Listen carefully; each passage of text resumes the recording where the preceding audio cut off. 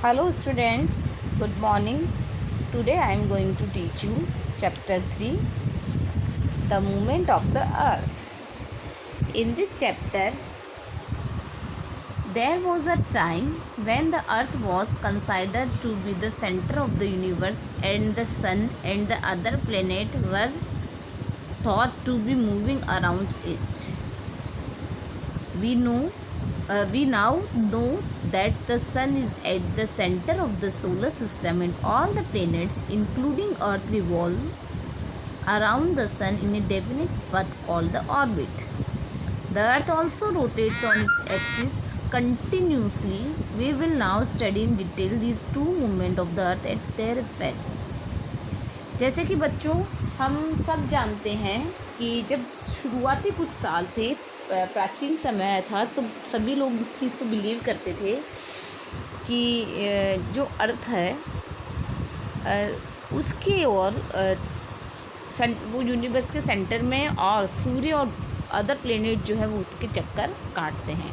But अब हमें सबको पता लग गया है कि जो सन जो है वो सेंटर में है और अर्थ और उसके साथ जो प्लेनेट्स हैं, जो 8 प्लेनेट्स हैं, अर्थ भी उन्हीं में से एक है, तो वो सब मिलके किसके चक्कर काटते हैं? सन के. तो और ये जो अर्थ अपना ये अर्थ जो घूमती है सूर्य के चारों ओर, उससे की वजह से जो दिन रात बनते हैं या सीजन्स चेंज होते हैं, या फिर आप ये कह सकते हो कि जो चेंजेस होते हैं, सर्दी गर्मी बारिश वगैरह, वो भी इसी वजह से होता है. और अर्थ जो अपनी earth also rotate on its axis continuously. और जो अर्थ जो अपनी दूरी पे जो घूमती है उसे ऑर्बिट करते हैं. डिफरेंट जो एक डेफिनेट पाथ है उसे ऑर्बिट करते हैं. अब आप देखेंगे rotation. The movement of the earth on its axis is called rotation.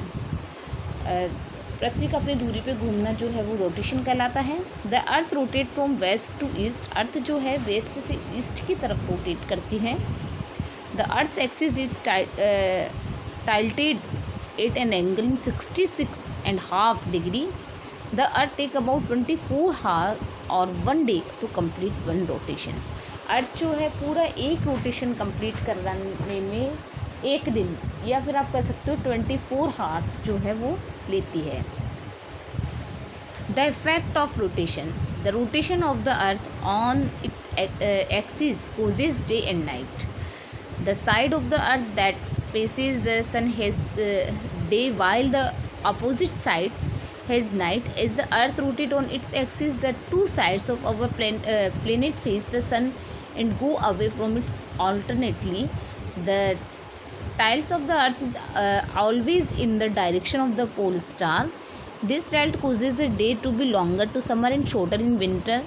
Since the earth rotates from west to east, we see the sun rising in the east and setting in the west. जैसे कि आपको पता है जो अर्थ है waste से east की तरफ रोटेट होती है, तो आप देखते होंगे कि जो सनराइज़ जो होता है ईस्ट की तरफ, ईस्ट जो है वहाँ से सनराइज़ होता है और वेस्ट की तरफ सेट होता है, छुपता है.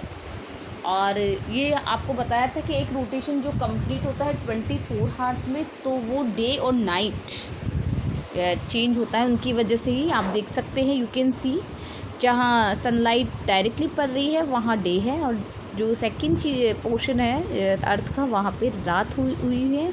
जब ये इसलिए होता है कि जब पृथ्वी अपनी दूरी पे घूमती है, जिस पोर्शन में जो लाइट डायरेक्ट है, सनरेज डायरेक्ट है, तो वहाँ डे है और बाकी जगह नाइट है. You can see revolution. The earth moves around the sun in a fixed called orbit. एक अर्थ जो है सन, आप यहाँ देखिए ऊपर वाले जो डायग्राम है वहाँ पे सन सेंटर में है, अर्थ जो है चारों तरफ से घूम रही है. तो ये जो ब्लू लाइन जो आपको दिखाई नज़र आ रही है वो ऑर्बिट है. अपने डेफिनेट पथ पे जो अर्थ घूमती है, तो वो जो ब्लू लाइन आपको नज़र आती है उसे ऑर्बिट के नाम से जाना जाता है. This movement is called revolution. जो ये मूवमेंट है ये रिवोल्यूशन के नाम से जाना जाता है। The earth take 365 and 1/4 days to complete one revolution around the sun. We observe your calendar year of 365 days. The 1/4 remaining days is added is an extra day after every 4 years. This extra day is added to the month of February in extra day in the year.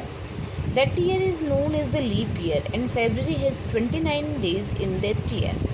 आपने कभी देखा होगा कि जो revolution है वो actually 365 और 1/4 days के अंदर कंप्लीट होता है। लेकिन आपने कभी ऑब्ज़र्व किया हो कि कैलेंडर के अंदर हम जब साल के डेज़ पूछे जाते हैं तो हम यही बताते हैं कि भाई 365 डेज़ होता है। लेकिन आपने कभी देखा होगा कि एवरी 4 ईयर्स बाद में एक लीप ईयर आता है। फेब्रुअरी का जो मंथ जो 28 डेज़ का होता है वो 29 डेज़ का हो जाता है, क्योंकि ये रिवॉल्यूशन का जो 1/4 डे जो रिमेनिंग था वो हर साल में मतलब लीप ईयर में 366 डेज़ का जो ईयर हो जाता है। इस वजह से फेब के उस मंथ पे जोड़ दिया जाता है, क्योंकि ये जो पृथ्वी का जो रिवॉल्यूशन है टाइम है वो 365 एंड 1/4 डेज़ में कंप्लीट होता है। The effect of revolution, the biggest effect of the earth revolution around the sun is the change of seasons. The seasons on earth are affected by the following factors. जो अर्थ है सबसे बड़ा जो मतलब revolution, जैसे कि रोटेशन में तो आपको पता पड़ा कि क्या इफेक्ट होता है, डे और नाइट बदलते हैं, 24 आवर्स उसका टाइमिंग होता है, ड्यूरेशन होता है, तो दिन और रात जो होते हैं वो रोटेशन की वजह से होता है। लेकिन रिवोल्यूशन जो 365 डेज़ में होता है तो उनमें सबसे ज़्यादा होता है कि आपका जो सीज़न जो होता है, एक्चुअली सीज़न जो होता है, जो आपने देखा होगा कभी विंटर, स्प्रिंग, रेनी, समर सीज़न, ये जो सीजन्स जो चेंज होते हैं एक्चुअली सीज़न होता क्या है, ये रिवोल्यूशन का इफेक्ट होता है। The angle of the sun rays, the length of the days, when the sun rays reach the earth they are parallel to each other. If the earth had been rotating straight on its axis, then we would have experienced all seasons at the same time. However, this is not the case of the Earth's axis being tilted when the sun rays fall on the Earth's surface. They are not parallel to the plane of the sunlight. The part of the Earth that tilts toward the sun receives more sunlight and observes summer. On the other hand, the part of the Earth that is tilted away from the sun receives less sunlight, hence observe winter. आपने कभी observe किया होगा कि जब sun rays जिस part पे, जैसे southern hemisphere, northern hemisphere जो पार्ट है वहाँ पे देखेंगे कि अगर सनरेज डायरेक्ट जिस पार्ट पे ज़्यादा पड़ रही है तो वहाँ समर सीज़न होगा, और जो दूसरा जो पार्ट है वहाँ पे सर्दी होंगी, विंटर सीज़न होगा। In the month of June the north pole is tilted toward the sun while the southern pole is tilted away from the sun. Thus places in the northern hemisphere experience summer while the places in the southern hemisphere experience winter. आपने देखा होगा कि June month में जो north pole जो है वहाँ पे जो सनरेज है वो डायरेक्ट पड़ रही है, और नॉर्थर्न हेमिस्फीयर इस वजह से नॉर्थर्न हेमिस्फीयर पे वहाँ मौसम गर्मी का हो जाएगा। लेकिन इसके अपोजिट ये है कि अगर साउथर्न हेमिस्फीयर उसके अपोजिट साइड पे है, वहाँ सनराइज डायरेक्ट नहीं पड़ रही है, तो वहाँ जून मंथ में सर्दी होंगी। In December the south pole is tilted toward the sun and the north pole is tilted away from the sun.